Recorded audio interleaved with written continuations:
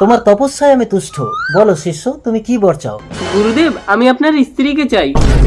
অসম্ভব। তুলসী, তুমি আশ্রমে যাও।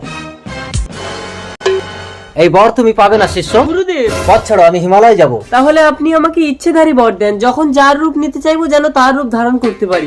তথাস্তু।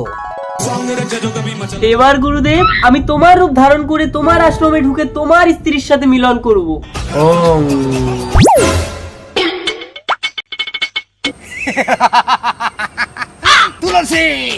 এ কি স্বামী, তুমি হিমালয়ে যাওনি? হিমালয় যাওয়ার আগে তোমার সাথে মিলনের জন্য মন যে বড় ব্যাকুল তুলসী। চলো স্বামী। এ কি আমার কুমণ্ডল, তবে কি আশ্রমে?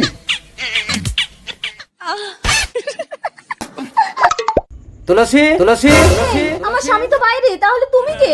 আমি ভুল করে ফেলেছি স্বামী। তুলসী, তুমি গুরু মাতা হয়ে আমার শিষ্যের সাথে নষ্টামি করার জন্য আমি তোমাকে অভিশাপ দিয়ে বন তুলসী করে দিলাম। গুরুদেব, আমাকে ক্ষমা করে দাও। আর তুই যুগে যুগে কুকুর হয়ে এই বন তুলসীর পাতায় পেচ্ছাপ করবি। অবশেষে মানুষের আশীর্বাদে এরা মুক্তি পেল।